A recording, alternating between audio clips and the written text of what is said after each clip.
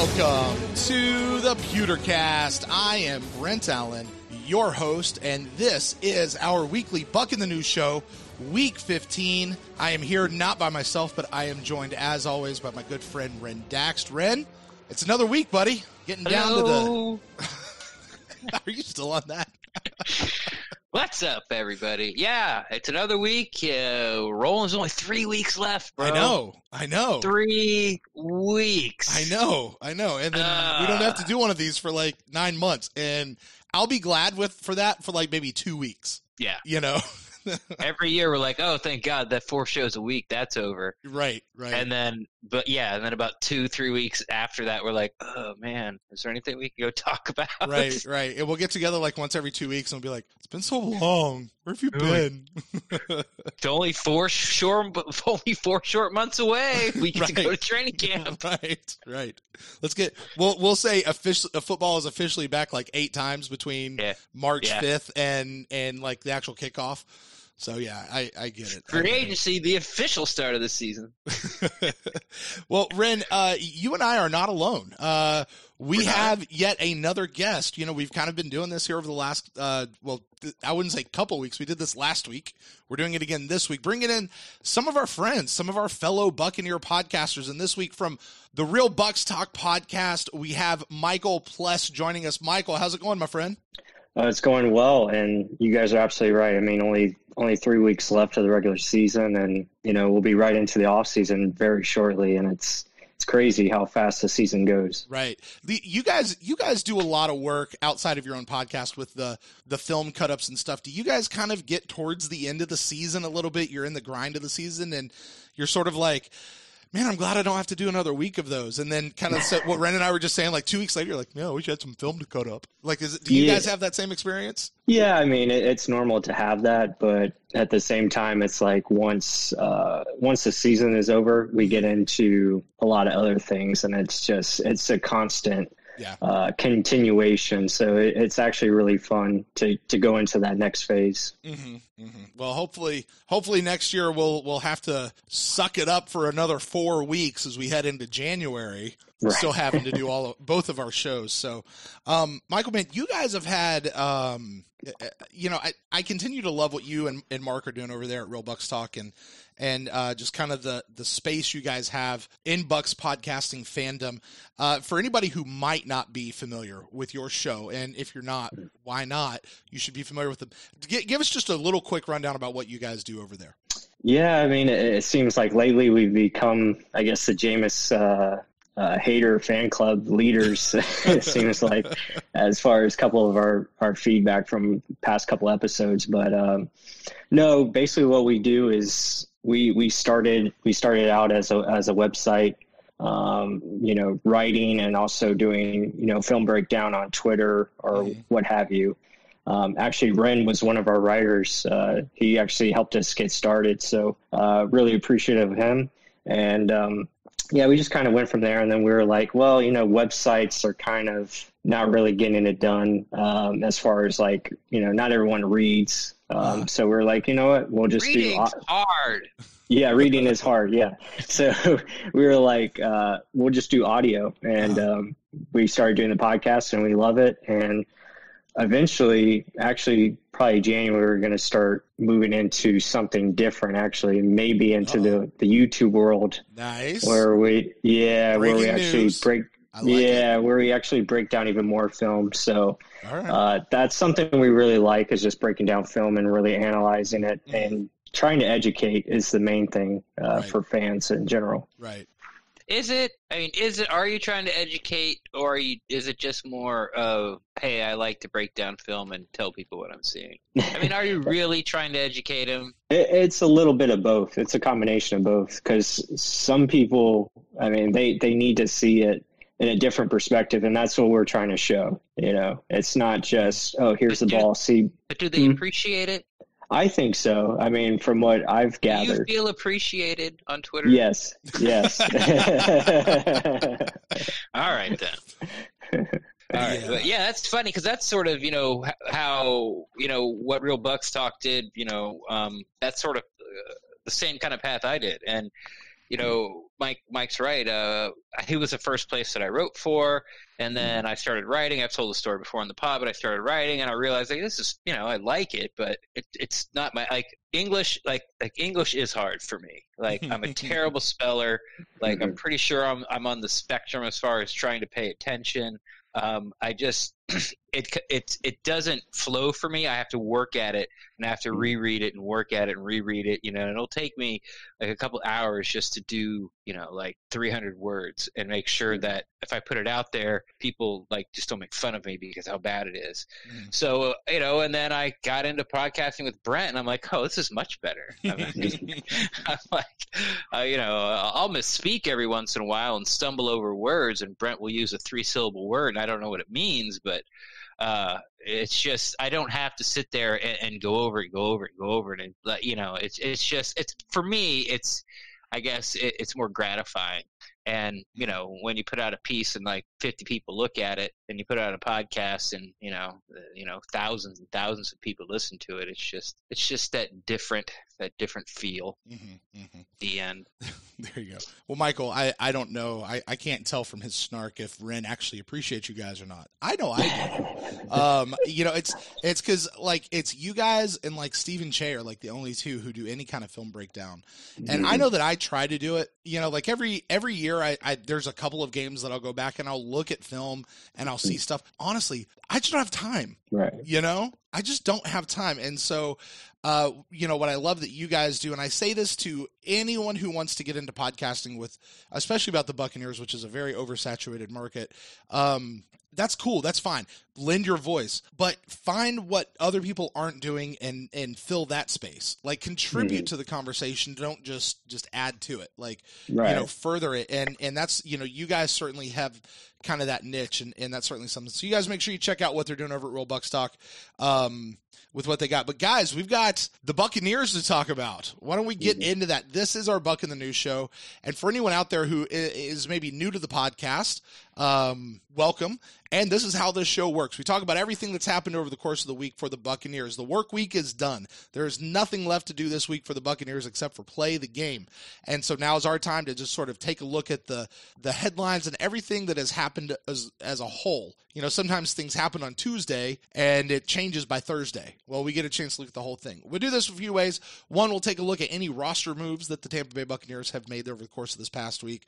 We'll take a look at some of the headlines that have come out. And Michael, if there's any, and Ren, you know this as well, if there's any that I miss as we're going through, you guys want to bring up, please go ahead and bring those up as well. I certainly would not say that I have an exhaustive search of everything that's Bucs related out there, although I try to do as best a job with that as I can.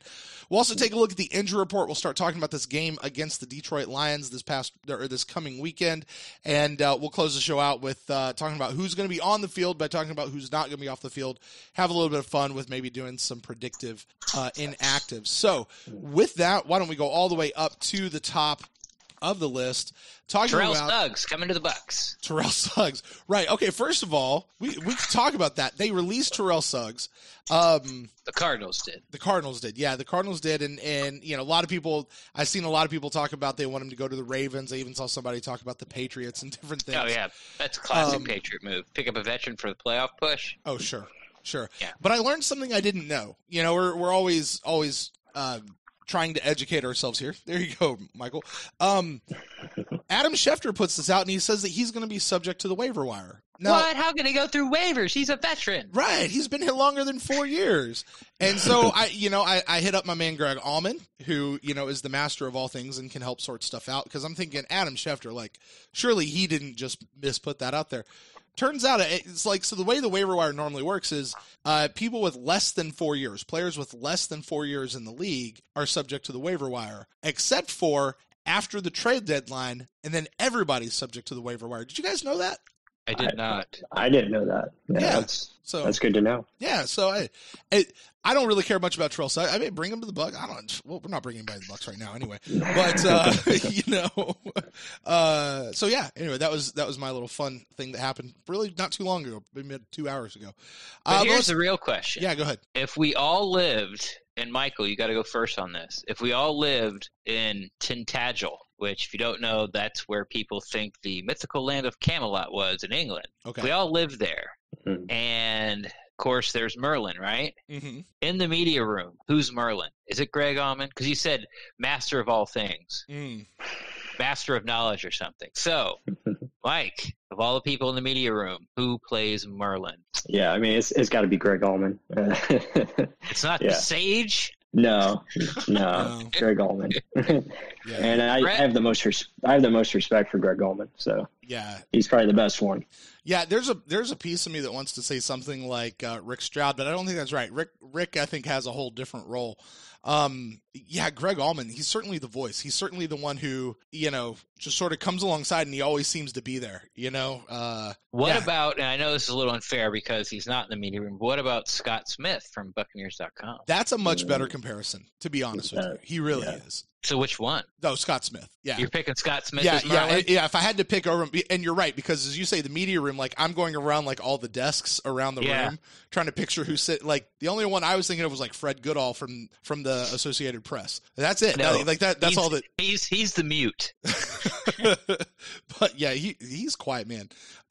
He works. But yeah, I'd say Scott Smith probably would lock that down a little bit more than Greg. I don't know. He's the keeper of the books, I guess. Yeah. The keeper of knowledge. Yeah, Mike, are you want to change your answer? No, I'm sticking with Greg Allman. You're sticking with Greg. There you go. Yeah. All right. There you go. Well, hey, let's take a look. Let's take a look here at the transactions, though, for the Buccaneers. Terrell Suggs. No, not for the Buccaneers. Transactions for the Buccaneers. As we knew last week, TJ Logan broke his thumb or finger, pinky, ring finger. I don't know. One of the fingers on one of his hands. He is on injured reserve. They actually made that move this week. They didn't make that last week. And I want to say, speaking of Greg Allman, I think it was Greg Allman who kind of talked about like why they didn't go ahead and bring somebody up to fill his spot on the 53-man roster. And it was an interesting thing. He just said, it's like, look, if you bring somebody up on the 53-man roster, they're probably not playing. They're going to be inactive, but now you owe that person a game check and you're still going to have to pay TJ Logan anyway. Like it made sense to me. Like, oh, well, I guess that, they'll roll with 52 this week. They'll make that happen this week. So anyway, I guess, I mean, I don't know. Yeah. I don't know. I mean, I understand the logic, but I mean, I don't know if that's like, we'll just wait till Monday so we don't have to spend $10,000. I mean, I think it's 26 is the league minimum for a game check. Yeah, that's like it's pittance. But if you're not going to have if you're going to bring somebody in who will play, that's different. But to bring somebody in for one day who's just going to be inactive, that doesn't make any that doesn't make any sense. Yeah, let's stunt his growth with the team for $26,000. He could have learned how it was to go to play at home. He could have got fitted for all his stuff. He could have hit the ground running Monday, but no. We had to save $26,000. Yeah. I don't think that makes a hill of beans difference, to be honest with you. TJ Logan goes on injured reserve. To replace him, they bring up Ishmael Hyman from the wide receiver room, from the practice squad in the wide receiver room, and put him on the active roster. Now, that's Apollo's guy. Yeah. Now, I think that's significant because, we'll talk about this a little bit more later, but with the injury to Mike Evans, Scotty Miller is still on the mend, and apparently he's going to be back, so that's good. But, we're going to miss it. Losing Mike Evans is a big thing. We were kind of up against our depth issues, I think, this past week with our wide receivers, right? So Ishmael Hyman, he's been with the team all season, right? Practice squad, yeah. Yeah. So he's been around. To replace him on the practice squad, they signed another wide receiver, Travion Thompson, to the practice squad. Know who this is. Don't care to talk about him unless he ever makes the active roster. So, Mike, did you ever get to go to training camp? Did you watch this Ishmael Hyman? I know, Ren, you did. You'll probably chime in about him in a second. But... Well, I think he was actually a later addition, probably mid-season, I want to say. Okay. Yeah, but he's been on the practice squad for, I think, at least a few weeks now. And they say he's got speed and he can make plays downfield, so kind of matches what Bruce Arians likes. Well, Brett and I saw him when we went to Orlando to watch the Apollos game. Oh, was he an Apollo this past year? Yeah. Oh, awesome. Okay. Yeah, he was an Apollo. So that's about all I got. Yeah. And Mike's right. I don't remember him from training camp, so I'm going to go with, he just got signed a few weeks ago. There you go. Yeah, because we had Lodge and those guys. I would have remembered Hyman. Mm-hmm. Yeah. And that, and I mean, honestly, Ren, I think what you bring up there just illustrates the idea of the AAF, the alliance. And what I fear, honestly, is what's going to happen with the XFL is, you're going to have all these players, but we're not going to know who they are. And you're not going to track with them beyond really even their season. It's kind of like minor league baseball. They go up, they go down. You don't really have a team, so to speak. It's just guys that are there. So we'll see. I hope the XFL does it better. I really do. Okay. All right. So anyway, so that's transactions. That's really it. Teams have been relatively quiet in terms of transactions here over the last bunch of weeks. But what do you guys think about the idea? Mike Evans being out for the season. We'll transition into that and kind of have this conversation. Mike Evans is out for the season, but apparently they're not planning on placing him on IR. Good move, bad move. It just continues to eat up a roster spot. What do you think, Mike? Yeah, I think that's mainly to keep him eligible for the Pro Bowl. So I'm sure he wants to play in that. And, if he doesn't go on IR, and then they can, he can play in the game. So, obviously it's significant enough to miss these last 3 games, which is, a big deal for the Bucs offense. It hurts. But at the same time, I think it's actually a blessing in disguise. I think you'll be able to see more of what you have in Justin Watson and Scotty Miller, Rashad Perriman, et cetera. I actually think it's kind of a good thing for Jameis because it kind of forces him to spread the ball around like he did last week. So it could be a bonus into that effect. Yeah, Mike, hit the nail on the head there, at least for me. I'm excited. Like, Mike got his 1,000 yards, right? Mm-hmm. We're not going to the playoffs. So, okay, you shut him down for the year. Fine. It's all right. Mike Evans isn't going to impress me or not impress me for these last 3 games. Like, I know, as a Bucs fan, what we have in Mike Evans. Mm-hmm. But it gives a chance for, the connection between Perryman to blossom a little more. Scotty Miller's going to get more attempts. We're going to see if he's going to stick his nose in there on some of these contested catches, or is he just going to be, the 9 route guy? Justin Watson, who I have no idea why he couldn't get on the field before, because all he did was go to where he was supposed to and catch the ball. He was like a bigger Adam Humphries. Like he wasn't spectacular, but when he threw to him, he was where he was supposed to be, and he caught the ball, and he fights for it. So, that's something good. And then it'll be interesting as well to see, everyone talking about, we have 2 number 1 wide receivers. Well, remember old Alvin Harper? He was the number 2 in Dallas, and underneath Michael Irvin, and then the Bucs signed him to a huge free agency deal, and they found out real quick that he was not a number 1 wide receiver. He needed a Michael Irvin to be any good, to be effective. So I do think Godwin is better than Alvin Harper, but I want to see if all these double teams that we expect to be on Godwin, if they're going to take him just straight out of the game, or is he going to still be able, to compete, if Jameis starts feeding him the ball? Is he still going to be impactful? The only thing that's not fair about that is that Jameis this year has learned to, if Mike's doubled, he can go somewhere else, but he has Chris Godwin.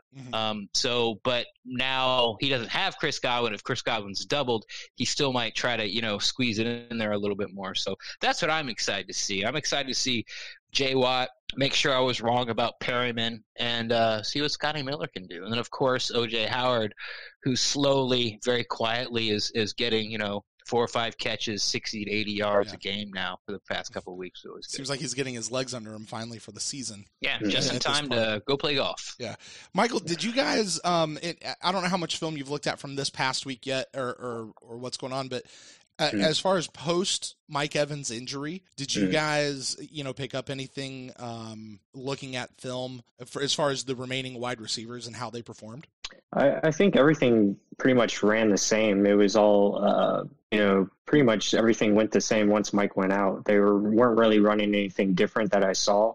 It was just guys stepping up, like Rendak said, Justin Watson, Perriman, those guys were making plays. So nothing really different. And really the Colts didn't do anything differently either. They kind of ran their defense. It was mainly zone defense throughout the game. And, Jameis just did a good job of finding guys in the open spots, and they continued to attack. And as far as Rendak's talking about Godwin, I don't think the coverage is going to change very much. They might shade more to him now since Mike is out, but Godwin just knows how to get open. I mean, that guy's an extreme route runner, so I don't think it's really going to affect anybody going forward. To be honest. Yeah, and I think that helped all the Bucs receivers last game. the Colts nickel, who might be their best cover guy, Moore. I want to say DJ Moore maybe, but he was Kenny out. Moore. Yeah. Kenny Moore. And that pretty much, like, when we went to Seattle, we had to play man. It didn't matter. We had to play man because, Carlton Davis was out and Dean was in there and he didn't understand how to play zone yet. So we had to play man. And I think that's just what happened with the Colts. Like, without their nickel corner in there, we're going to play zone. That's our best chance to win. If we go man, we'll get slaughtered.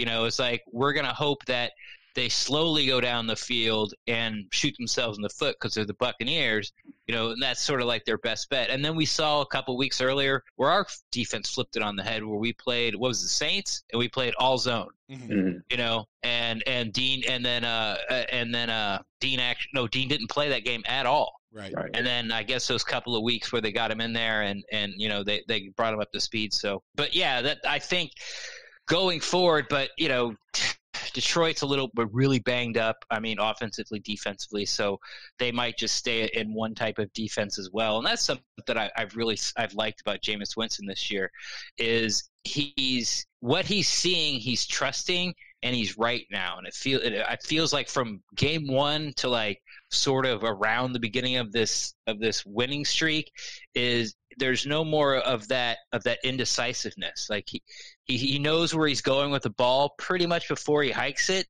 and he's making that throw, and and it looks great. I think he's throwing the ball excellent right now. Michael, I'll give you a chance as the president of the He-Man Woman Jameis Winston Haters Club to respond and just kind of ask you, are you seeing the same thing out of Jameis here over the last couple of weeks? Yeah, I would say it's been better. Again, he still has his moments where it's like, what are you doing here? What are you doing there? Last week against the Colts, again, the 3 interceptions you don't want to see. 2 of those were just spectacular plays by a great player. Thank you. But at the same time, I think he is doing better. I would like to see a little bit more out of him pre-snap, to be honest, but I think he is doing a better job of getting the ball out, where it's supposed to be. And you can see the timing is definitely on the way up, which is good, which is a good thing. But there are times at certain points where I like to see just a little bit better pre-snap adjustment. But other than that, I mean, he is doing a good job. Fantastic. All right. Well, let's continue in this theme of Michael Evans before we move off of him. Just a bit of news this week. I don't know if there's much to talk about other than attaboy, but he has been nominated by his team to represent the Buccaneers for the Walter Payton Man of the Year award. A little surprising. I'm not saying Mike Evans is bad in the community or anything like that. I just never thought of him in that particular vein. Like typically this has been Clinton McDonald or Vincent Jackson or something of that nature. But Mike Evans has kind of been, I guess, the team guy this year. So cool for him. Mm-hmm. He's checking all the boxes off for his Hall of Fame run. Yeah, I agree. Let me ask you guys this. Mike Evans, just about his injury, when he got hurt, and I remember thinking this when I was at the game, and it happened kind of like right in front of me when it happened. We talk about it. He was just running. He was, it was that deep right as he scored the touchdown. But the guy behind him, and I don't know who was chasing him, but the guy laid out and actually looked like he clipped Mike Evans. Like he hit Mike Evans, and that's when Mike Evans pulled up, kind of limping. Like you could see him that last 10 yards limping into the end zone. Did either of you guys notice that or see like as far as how the injury happened, if that was anything? Yeah, I noticed it, but I didn't really think of anything of it as far as him being clipped. I think it probably happened while he was running, Yeah. And I think it just, I'm with you, Brent. Mm-hmm. I'm with you, Brent. I thought when I first saw it, I thought the guy's face mask clipped his heel, and I thought he just sort of hurt him. So like, ow, that really hurt. Right. That dude's, it's like getting hit with the edge of a 2x4 coming down on your heel. Mm-hmm. That hurt. And then he continued to level. I'm like, oh no, that guy popped his Achilles. And then he grabbed his hammy, and I go, oh good, oh no, right. He's done for the rest of the year. Right, right. Yeah, it was because I remember watching that, and I don't know what they showed on TV, but like he was running down the sideline. The guy like lays out to grab him. Looks like he touches him somehow.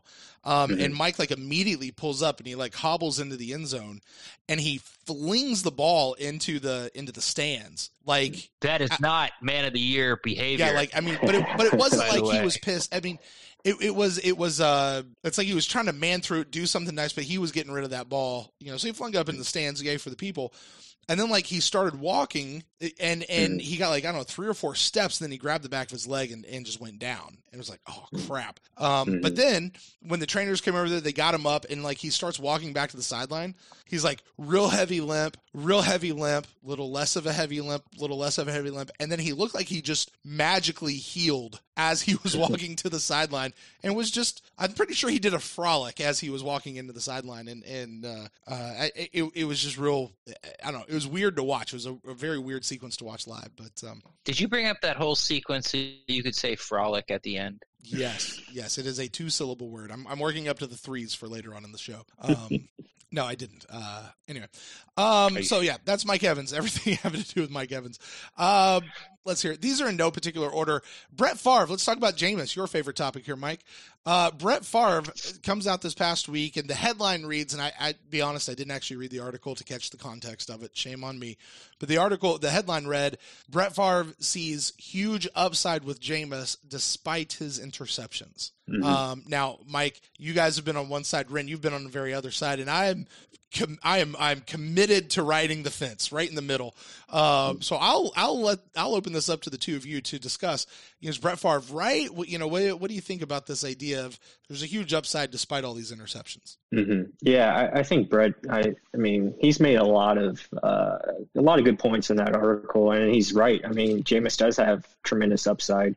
And I think you go back to last week. I mean, you see the really good of Jameis, and then you see the really bad, and it's just finding that happy medium for Jameis and trying to limit those very bad plays that he tends to have. Mm-hmm. And you kind of hope he can just ride that good for the majority of the game. And he showed it last week where some of the stuff he does is absolutely unreal. I mean, sometimes no other quarterback can really do what he does, as far as escapability and getting out of the pocket and making plays downfield. I mean, that one play where, he's rolling to his left and he throws it back to his right to Justin Watson for a first down. I mean, mm-hmm. You can't teach that kind of stuff. And that's why Ren is, saying bringing him back. And I agree with that. I think he is going to be back for next year because of his just big play potential, and what he does on the football field is just really amazing at times. It's just getting rid of that really bad that, just comes out of nowhere. And unfortunately, it's just part of his game. I mean, he is a gunslinger, and I think that's why Brett Favre relates to him a lot because he did the same thing. And it took him a while to understand, okay, it's okay to punt here. And, I think with Jameis over these last couple of weeks, knowing that his defense is playing better mm-hmm. and the ability to trust that defense, I think he understands, okay, maybe I can, just throw it away here and we can punt, play defense. Yeah. Well, you know what? It's not okay to punt. You know why it's not okay to punt? Because Jameis did that the last 5 games of last year. How many games did we win? 0. Why? Because as the Tampa Bay Buccaneers quarterback, except for the past couple of weeks, you have to score. It was a race to 40. This year it's a race to 30. Maybe next year will be a race to 25. Who knows? But Brett Favre doesn't know what the hell he's talking about. Brett Favre did not call into Sirius XM or came on as a guest Sirius XM and talk about Jameis Winston. They asked him about Jameis Winston. Why did they ask him about Jameis Winston? Because he's the most exciting player in the league. If Jameis Winston if the Bucs would have, let's just say the Bucs beat the Titans and the Bucs beat the Giants, not too far-fetched, got robbed on one, should have won the other one. The Bucs are in the playoff hunt. Jameis Winston has 8 less interceptions. You know what we're talking about? A 2-man MVP race. Lamar Jackson and Jameis Winston. The numbers are there. If the Bucs are in the playoffs, we're talking about and the interception's got to be down. We're talking about a 2-man MVP race. You know why? Everyone loves to watch Jameis Winston play. You can hear it We've had new guys actually, be color commentators, and they start off, and Jameis the first quarter. Oh, Jameis, look at that's why he's got to move on. And then by the end of the game, they're like, oh God, this guy, he is so good. He's gotta get rid of those terms, but man, this guy is so. Schlereth did it, and then this other guy we had last week did it. By the end, they're just like, I can't believe what I'm watching. That pass to Perryman, there's like 6 guys in the NFL can make that touchdown pass. Where he put it. That thing, it came out of his hand, and he couldn't have placed it any better. He's putting up the yards. He's putting up the touchdowns. His completion percentage is fine. His third down, red zone conversion. 2 games we would have won. It's a 2-man MVP race. Brett Favre doesn't know what the hell he's talking about because he doesn't follow Jameis, and it's okay. No one knows what they're talking about. National guys when they talk about the Buccaneers and the Jameis, they don't watch every play like we do. Those are good points, Ren. But the fact is, we didn't win those 2 games, and it's not a 2-man MVP race. So we are 6 and 7. That's what it is. He does have 23 interceptions on the year, and but you make good points. I mean, again, at the same point, he is very exciting to watch, and he does make a lot of great plays out there. It's just finding that consistency. It's just at times he's awesome, and then other times it's like, what the hell are you doing out there, son? And it's like, oh, he's still awesome. It's just awesomely bad. Yeah, exactly. Yeah. And that's the problem. That is the problem. And it doesn't help you win games when your quarterback is so up and down, I got to tell you, I don't know that I would say Jameis Winston is the most exciting quarterback in football. But I would definitely say he is, how do you say this the right way? He will send you on an emotional roller coaster all in the same game, like no other quarterback in football. It's an experience. It truly is. It is an amazing up and down roller all coaster. The crappy football games I have watched this year. Yeah. Buccaneers football is much watched TV. But I can't say that to the national audience because the only time they saw us was the London game. Mm-hmm. And how are you going to tell people that, hey, you need to watch this team and watch this guy throw 6 turnovers? Did you guys watch? I'm sure you guys all did. There was, I don't know, it was one of those national shows, and there was a guy who, TJ, I think was his name, was talking. He was saying kind of what Ren's saying, like Jameis Winston is like the guy. He is amazing, and one of the other people talking, he's like, or he's doing the same thing that we have said, Ren and Michael. Actually, I don't know where you guys have come down on this, but I think it's fairly obvious. Like, we haven't had a defense. Like, the main problem on this team has not been on offense. It's the defense has not been able to hold up their end of the bargain.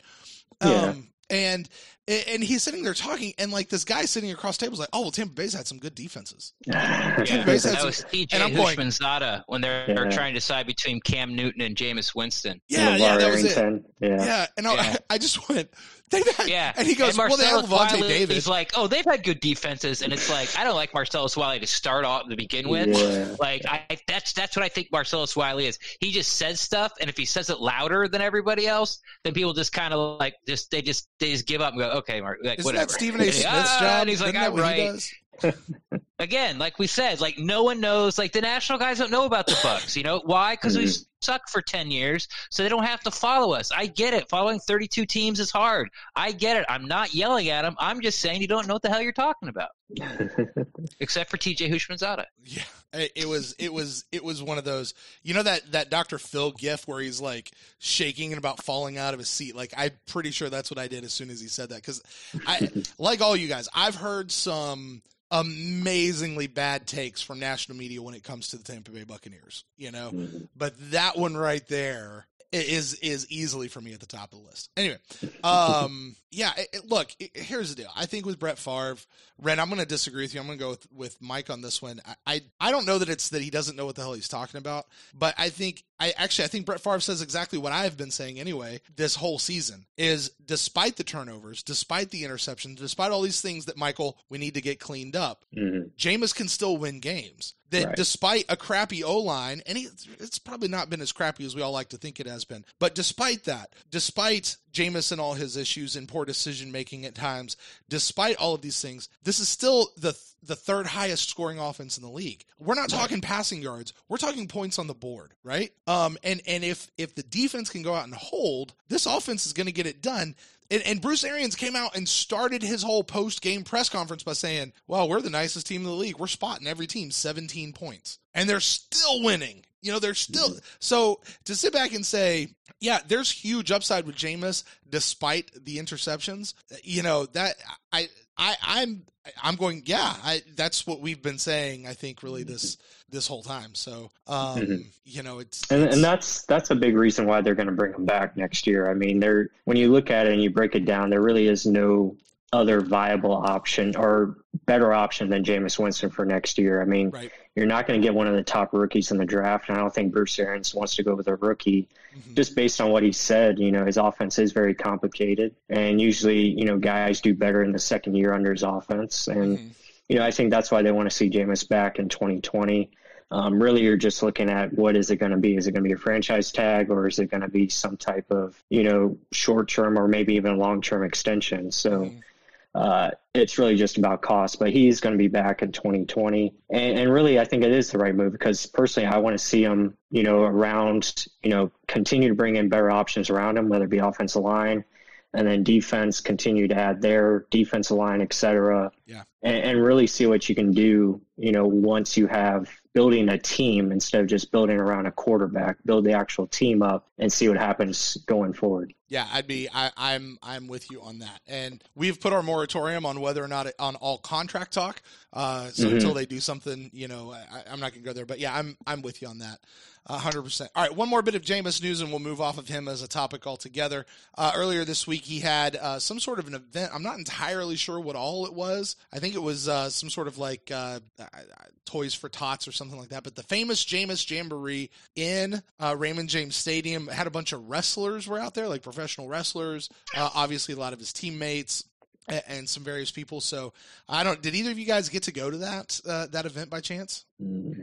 I thought about it, and then I was like, it's too far. And like, what am I going to do there? Because it's like, it's basically it's for kids, Right. And, and you're allowed to go, but, I guess that they used to have it at One Buc, and, it sort of outgrew there. So now Jameis has moved it to Ray J. I think it's the first year it's been there. From all the pictures, it looked like a very sparse crowd. But it is a huge football stadium that seats 70,000. Yeah, I was going to say you put a large crowd inside of that stadium, and it looks like a very small crowd. Yeah. So I mean, if those people were I just wanted to address it because it's something I noticed. Like, oh God, no one's there. But I had the bounce house, a picture with Santa, and there was lots of things where he just basically it's a day, honestly, for Jameis to like run around with the kids and be Jameis. And then he puts it under the guise of I'm doing something nice. It's like I'm not trying that's why he's doing it. I'm just saying you just said that it's a guise, it's a mask, it's not real. Come on, Rand, you can't. Okay. We rephrase that because that did come out wrong. He's doing something really great for the kids because he loves kids. He connects with kids really well. Right. But the way he set it up is so he can run around and play with the kids for like 2 hours. Because dude, if I had the ability, okay, I'm going to start sounding like Michael Jackson, so I'm going to stop that particular line before I go any further. I lied. I skipped over something that I did want to talk about and get your guys' take on. Jameis Winston will play this weekend. We know that he broke his thumb during this last week's game, and he's been wearing a brace on it all week. He's been throwing tennis balls during practice.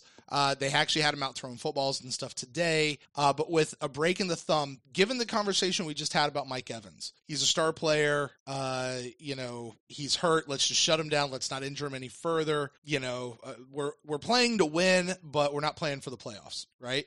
Should we give Jameis the same treatment? We know Jameis has something else to play for, obviously, about 130 million something others to play for, but really should Jameis continue to play with a broken thumb, or should they kind of go, look, we're not going for the playoffs this year, let's maybe not? What do you guys think? I guess I'm going first. I think he needs to play. I mean, if he can be out there, I think he's going to play regardless. Again, if it's an injury that he can hurt worse or more significantly, then I think Ryan Griffin would be in play.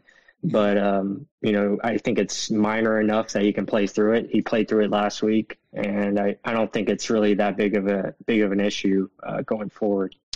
Yeah, I definitely want him to play. Like, what's he going to do? Break it more and then he can't play? So he'll be healed for next year if he comes back. And of course, I'm on the side. He's going to come back because that's the smartest thing to do. He's going to be back. But yeah, he's going to be back. So yeah, I want him to play. And you know why? It's because I want him to get those reps with, like I talked about earlier, everybody else besides Mike Evans. Yeah, that guy. Who's that guy? I never heard of him. Right. But, with Mike Evans. So and I want to see him. I still want to see him play. I want to see him quit throwing interceptions, or at least dumb ones. I'm excited as a Bucs fan to see him in this offense because they're nearly unstoppable. They really are, even without the run game.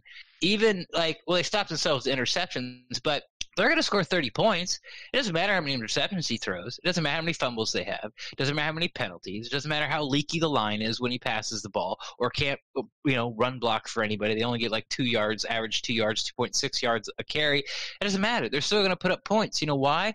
Because him and this offense is clicking, man. Yeah. And he knows where the holes are. Right. And he's finding them. And he trusts his guys. And when he was younger, he almost trusts his guys too much. That pick against Atlanta. You know what that was? That was trusting his guy too much. If he was just going to throw it in the hole and knew Mike was going to be there. Mike didn't feel like being there. Mike thought it wasn't coming to him. Mike read the coverage. Jameis threw it anyway, and it got picked. Okay? That's what happened.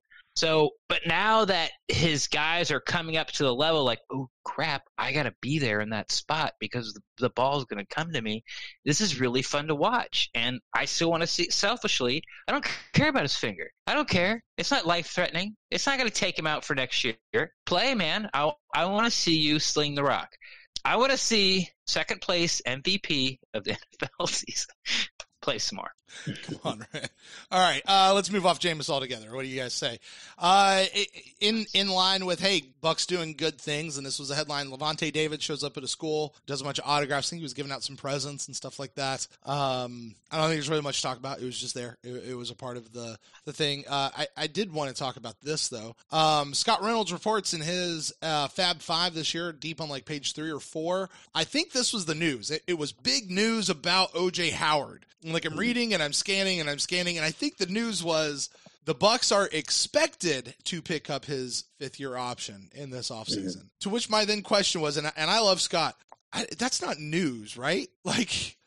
That's, we all kind of knew that was happening, right? Anyway. It's something that's going to happen. Right.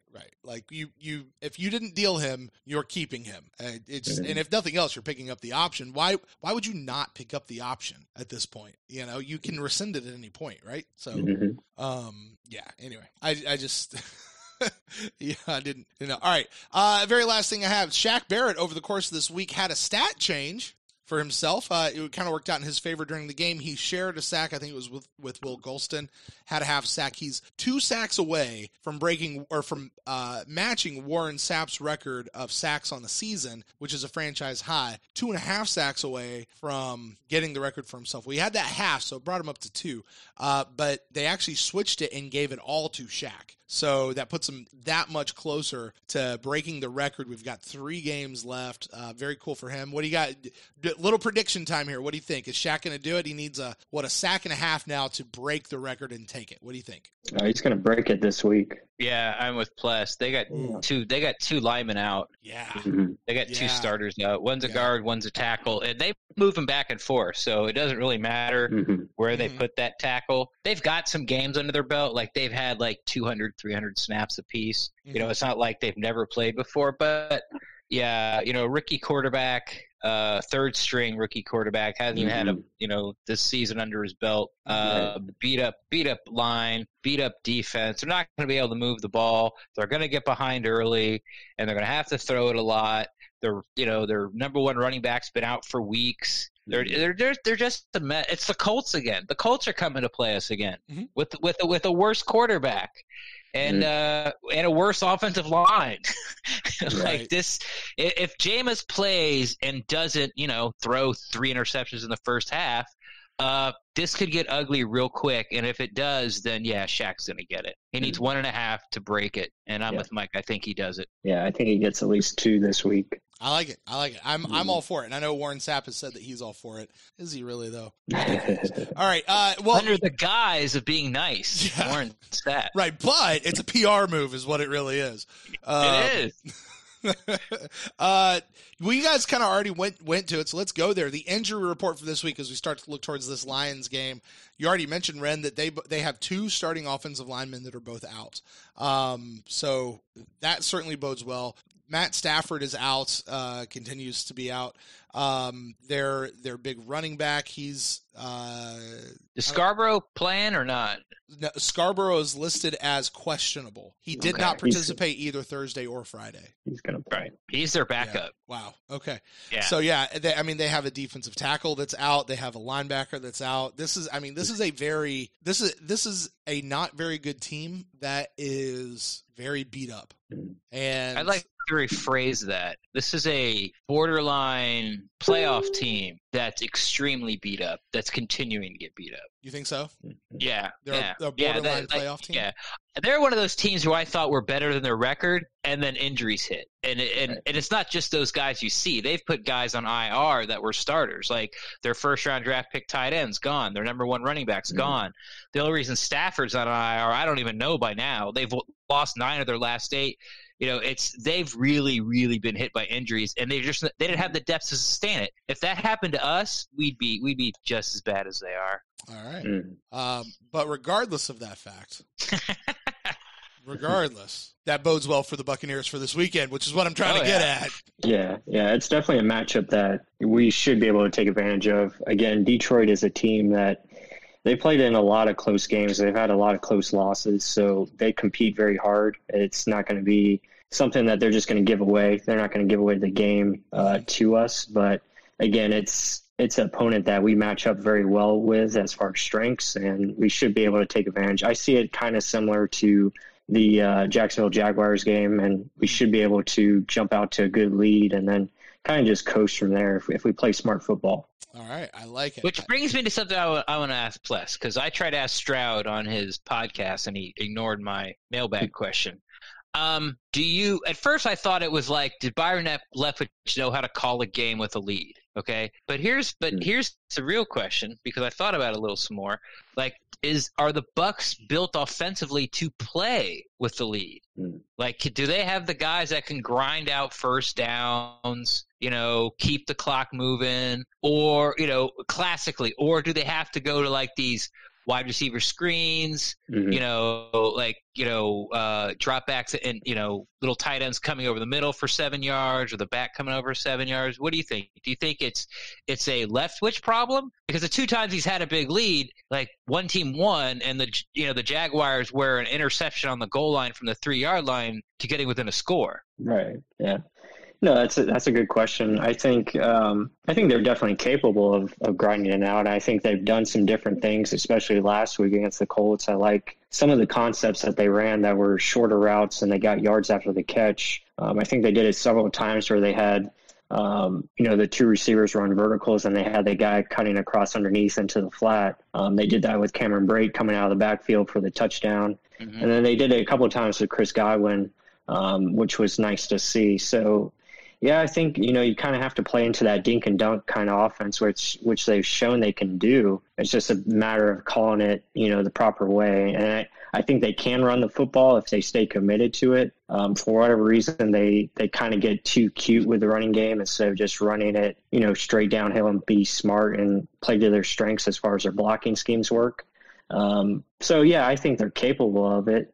They just haven't shown it consistently, especially in second half of games where they have big leads, like you said, and they just kind of get away from who they are. Yeah. Because who they are, and I think is who they are. They're not a power running team. Like, the way they're built, and it might, and it's like, what do you mean the way they're built? Like, they've got 5 offensive linemen, the other team's got 5 offensive linemen, but they don't have. It doesn't feel like when Peyton Barber broke that run, alley pulls and shoves the cornerback all the way through the end zone into the locker room, and he just allows Peyton to scamper for the first down. That was the first time I can't even remember that the Bucs actually picked up a first down on the ground when they had to like win the game. Like, if we pick up a first down, we win. We're not going to throw it. We're just going to get it. And I can't remember. Like, usually it's like, okay, 4th and 1. Oh, we didn't make it. Got a punt. Put it on the defense. And of course, doesn't work out a lot. Mm-hmm. Can you remember us like just the offensive line imposing their will? No, but I look at that play, and that was the right time to call that play, because they caught them off guard with alley pulling to the right, and that's something. It goes into the play callers, play design and et cetera, and knowing when to call certain plays. And, I talk about it on my podcast all the time. You have to be creative in how you run the football. It's something that, Baltimore Ravens are just killing it right now with the style that they run the football. Now, granted, they have Pro Bowlers across their offensive line, and they have Lamar Jackson, who just broke Michael Vick's rushing record for the season, but they're very creative in how they run it. When you watch the Bucs running game, it's maybe 2 or 3 type of runs, and we try to consistently do it. Now, they do well when they do the one block down and go, where they have the 2 guys double, and then they have the one guy that, goes to the next level and creates a hole that way. Yeah, that was working nice beginning of the year. Yeah, exactly. It was. And then we had the injury with Alex Kappa, and that kind of set them back a little bit.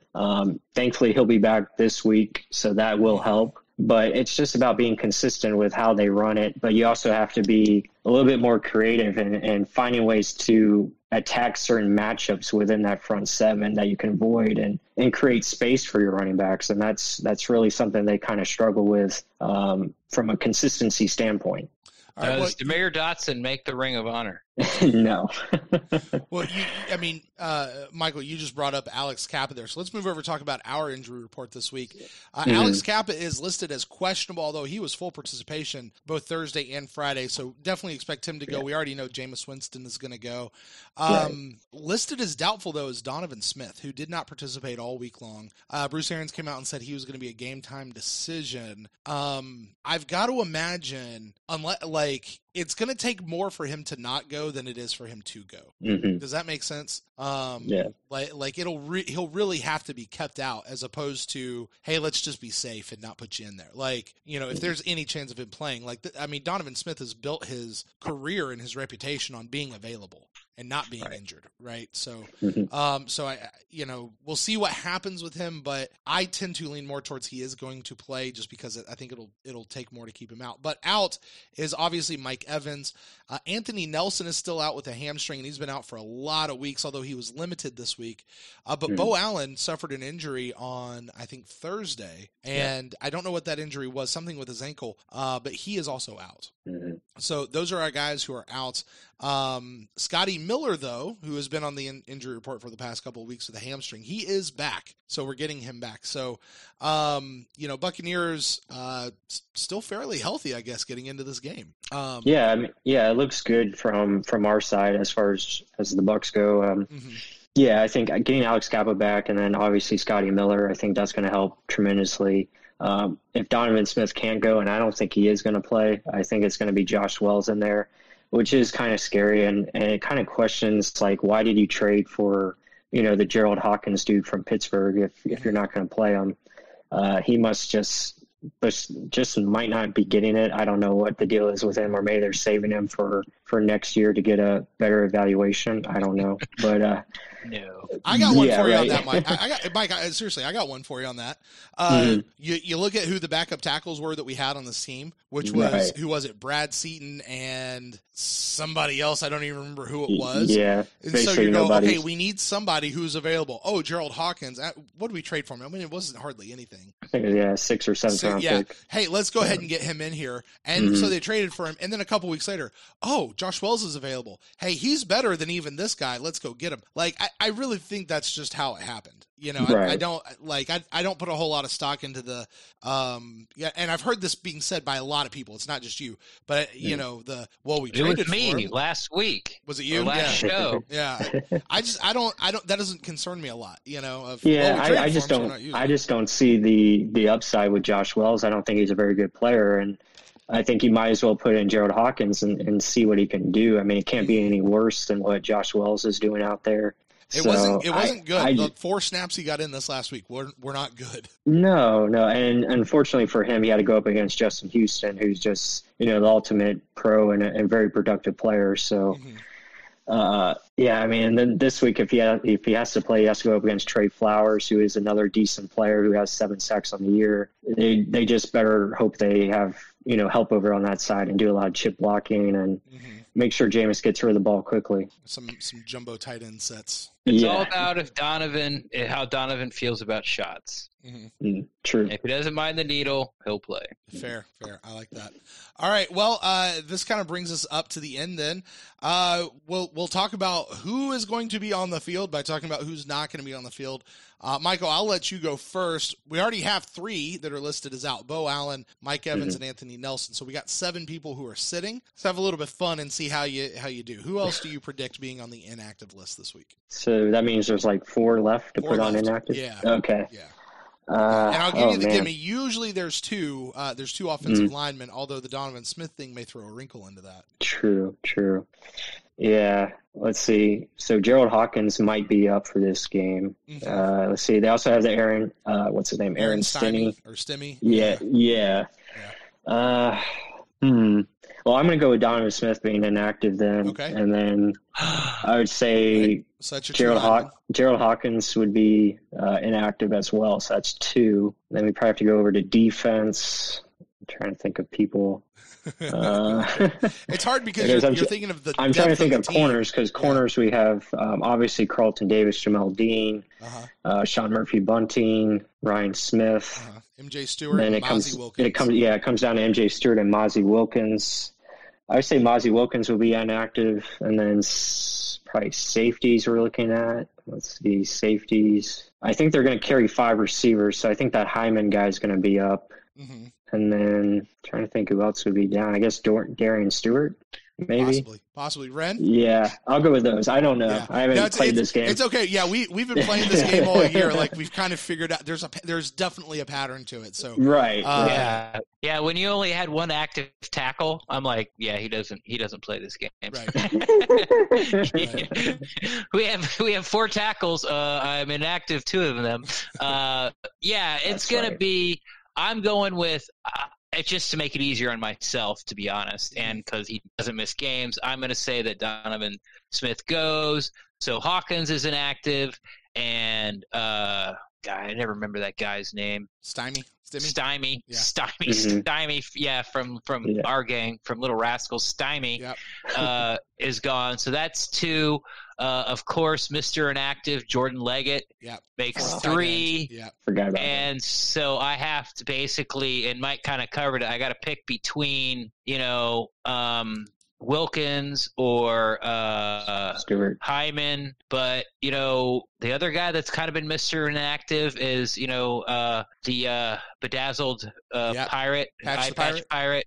Because in Daniels he hasn't been active yet, and I just think it stays. So for mine are going to be the 1 guard, the 1 tackle, Leggett, and Daniels. It's going to be pretty standard. Those are like the bench warmers. This one's pretty easy as long as Donovan Smith does go. I should say. I mean, I as far as that goes with the whole Donovan Smith thing, it's real easy. If Donovan Smith plays, Gerald Hawkins sits. If Donovan Smith doesn't play, Gerald Hawkins will be active. Like that's the only question mark, and it's a 1-for-1 exchange on the thing. But the rest of it, I do think it's Aaron Stymie, Jordan Leggett, and I'm going to go with you, Ren, on Cousin Daniels. They've been keeping Mozzie Wilkins active, and that's why I like this exercise, because it makes you aware of who is actually active on the team and who's playing and who who look out for. It's excited. I do. It does. Is Mozzie going to get in? I'm going to keep my eye out for him. Right. And when he does get in, you actually tend to notice. I know you'd get in. You know why? Because Donovan Smith was active. You turned to your girlfriend or your wife or your best friend. Nailed at it. The bar. Who's that Mazzy Wilkins guy? Yeah. Oh yeah, he's been active for like 2 games. There's such a great feeling like before the game even starts when that inactive list comes out and like you know that you got it right and you're just like, no matter what happens today, I just won. Right. I'm a winner. Yeah, I'm a winner. I don't care what happens on the field. I just won. Let's get back in the car. Go home. Right. Game over. We're done. I won. So, all right. Well, guys, that's really going to do it. That's going to wrap us up. So, Michael, man, thank you once again so much. Real Bucs Talk is the podcast. You find that pretty much wherever podcasts are out there on all the major platforms. At Real Bucs Talk is the Twitter feed. Michael, thank you so much. I'll give you a chance to just sort of close us out. Any final thoughts as we send off towards this Detroit Lions game? Yeah, thank you guys for having me on. I know you guys tried to get me on in the past, and I've been kind of an ass of turning you guys down. I apologize, just busy schedules. Yeah. But it was awesome to get on with you guys and talk Bucs football as always. And yeah, I'm looking forward to this game. I think, again, it's going to be another game that the Buccaneers should have a great chance of winning and getting back to 500 at 7-7. So, yeah, I appreciate it. And, Bucs fans, be sure to check out the PewterCast. As always, check out Real Bucs Talk if you can. And, again, thank you guys so much. Ren, final thoughts. Tell us where we can find you on the internet, buddy. Well, Mike nailed it. He is an ass.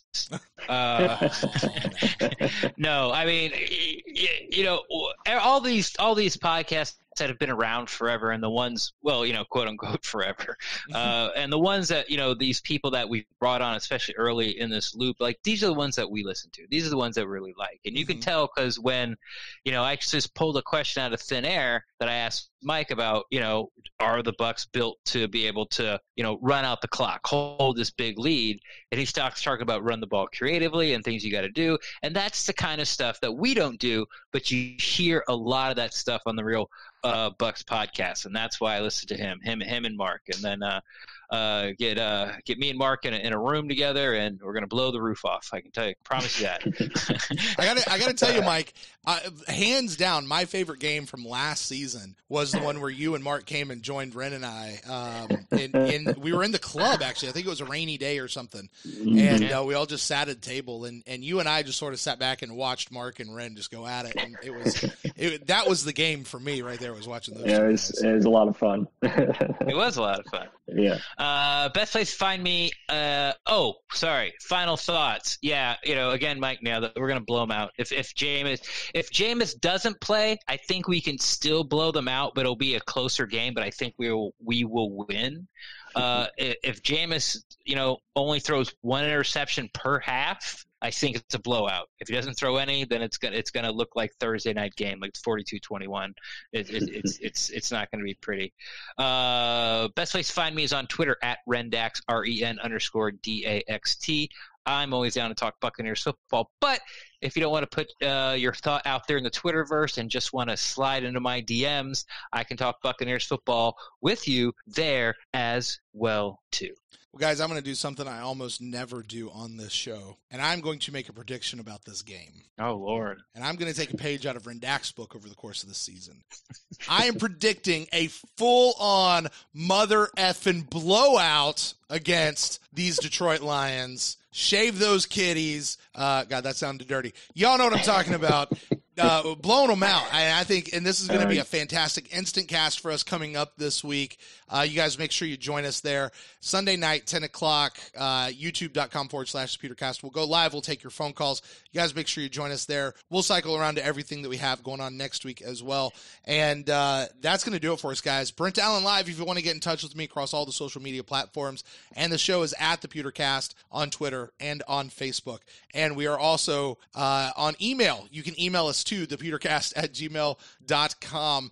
And like we said, guys, make sure you're checking out Real Bucs Talk if you're not. And if you're not, why not? You should get over there and do that. So, guys, that's going to do it for us for this week. Michael, thank you so much again. Ren, we'll talk to you soon. Until next time, guys, go Bucs.